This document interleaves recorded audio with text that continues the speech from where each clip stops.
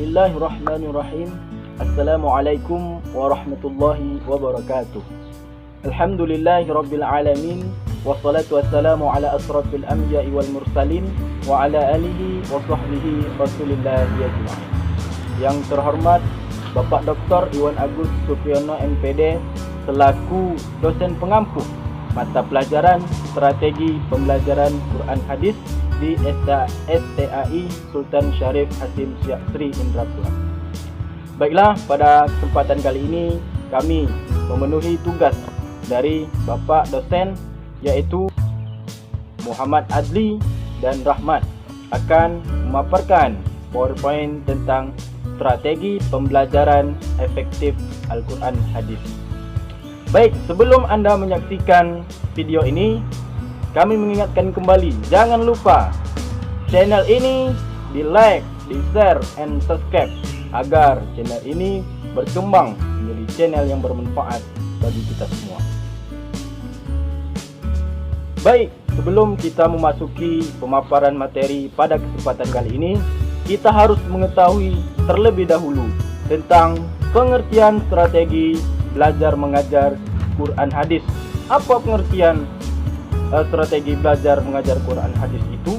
Yaitu tentang strategi belajar mengajar Quran Hadis merupakan cara-cara yang akan dipilih dan digunakan oleh seorang pengajar, kali ini yaitu seorang guru, untuk menyampaikan materi pembelajaran Quran Hadis sehingga akan memudahkan peserta didik mencapai tujuan yang dikuasai akhir kegiatan belajar. Nah, di sini kita bisa mengetahui apa yang dimaksud dengan strategi belajar mengajar Quran Hadis, yaitu akan memudahkan peserta didik untuk mencapai tujuan yang dikuasai di akhir kegiatan belajar mengajar. Kemudian, sebagai seorang guru harus tahu bagaimana cara memilih strategi belajar mengajar Quran Hadis. Pemilihan strategi dapat dilakukan dengan memperhatikan pertanyaan-pertanyaan sebagai berikut. Baik, yang pertama yaitu apakah materi pelajaran paling baik disampaikan secara klasikal? Yang dimaksud klasikal adalah serentak bersama-sama dalam satu waktu. Yang kedua, apakah materi pelajaran sebaiknya dipelajari peserta didik secara individual sesuai dengan laju dan kecepatan belajar masing-masing? Yang ketiga, apakah pengalaman langsung hanya dapat berhasil diperoleh dengan jalan praktik langsung dalam kelompok dengan guru atau tanpa kehadiran guru?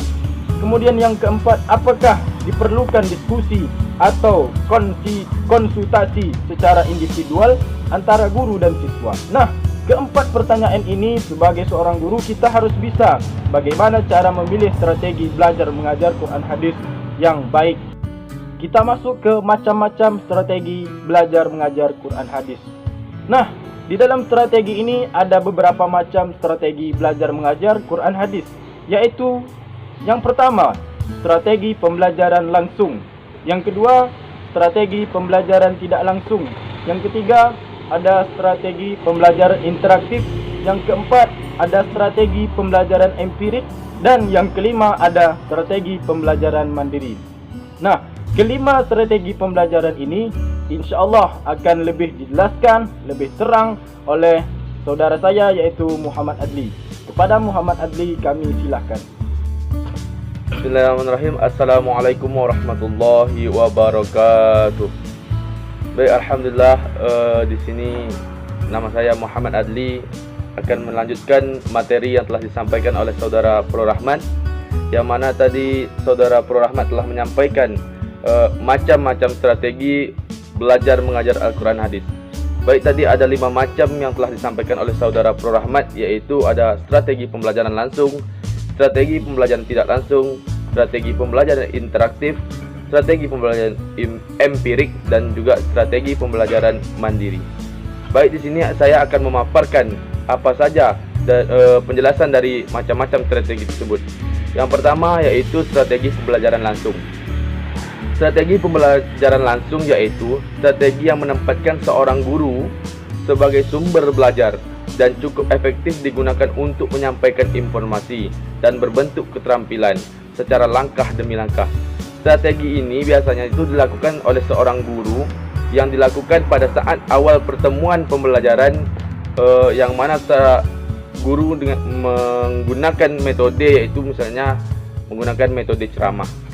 Yang kedua yaitu strategi pembelajaran tidak langsung. Strategi pembelajaran tidak langsung ini yaitu strategi yang mana berpusat hanya pada peserta didik, di mana siswa itu harus aktif membangun pengetahuan, dan guru di sini hanya bertindak sebagai fasilitator. Maksudnya, kalau pembelajaran secara tidak langsung ini, guru itu hanya memberikan sedikit catatan kecil, namun peserta didiklah yang membangun pengetahuan. Atau strategi ini misalnya bisa dilakukan dengan cara diskusi. Jadi dengan cara diskusi tersebut, peserta didik bisa membangun inovasi, membangun berpikir aktif untuk dalam menyampaikan pendapat-pendapat mereka. Selanjutnya ada namanya strategi pembelajaran interaktif. Strategi pembelajaran interaktif yaitu suatu cara yang dilakukan oleh seorang guru atau suatu teknik pembelajaran yang digunakan oleh seorang guru pada saat menyajikan bahan pelajaran, di mana guru menjadi pemeran utama dalam menciptakan situasi yang eduktif, yang interaktif antara guru dengan siswa, siswa dengan siswa, dan sumber pembelajaran dalam menunjang tercapainya tujuan belajar. Kalau strategi ini, guru sangat berperan penting, karena gurulah yang membawa suasana agar supaya siswa atau peserta didik itu bisa membangun pengetahuan atau membangun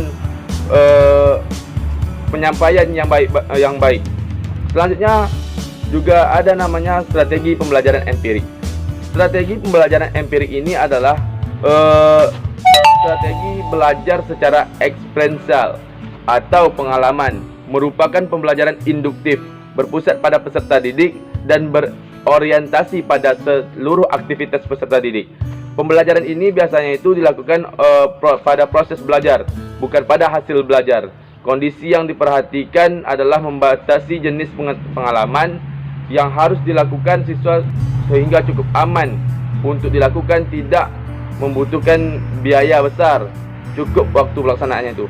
Contohnya misalnya strategi ini, seorang guru melakukan suatu pembelajaran langsung supaya peserta didiknya itu mampu mengetahui hasil dari pembelajaran tersebut. Guru bisa melakukan survei di lapangan atau melakukan suatu praktik-praktik yang ada di lapangan. Contohnya misalnya itu dalam pembelajaran IPA misalnya itu melakukan pembelajaran mencangkok. Jadi bisa melakukan praktek mencangkok pada pohon-pohon yang ada di sekitar persekolahan. Selanjutnya itu yang terakhir yaitu ada namanya strategi pembelajaran mandiri. Strategi pembelajaran mandiri adalah merupakan strategi untuk mengembangkan inisiatif peserta didik secara individual, rasa percaya diri, dan mengembangkan percaya diri dalam peserta didik sendiri. Belajar mandiri ini dapat dimulai oleh peserta didik atau dengan bantuan guru, di mana guru hanya memandu dan memantau perkembangan belajar. Biasanya pembelajaran strategi mandiri ini dilakukan oleh guru untuk melihat suatu pokok pemikiran dari peserta didik, yang mana guru melakukan pembelajaran dengan cara diskusi. Baik dari materi yang telah kita sampaikan tadi atau yang telah kita paparkan tadi, dapat kita jadikan kesimpulan bahwa dari seorang guru yang ingin memaparkan atau mengajar dalam materi Al-Quran Hadis secara efektif, maka dari seorang guru tersebut harus bisa memahami kelima strategi yang telah kita sampaikan tadi. Ketika kelima strategi itu bisa berjalan dengan lancar, maka insya Allah pembelajaran Al-Quran Hadis bisa secara efektif terjalan dengan baik dan lancar. Itulah tadi kesimpulan yang dapat saya sampaikan. Nah, baik rekan-rekan, itulah kesimpulan yang bisa kami sampaikan. Mudah-mudahan materi kali ini bisa bermanfaat bagi kami dan bagi rekan-rekan semuanya. Baiklah, jika ada pertanyaan, kami silakan komen di kolom komentar. Kami sudahi dengan mengucapkan wabillahi taufiq wal hidayah. Wassalamualaikum warahmatullahi wabarakatuh.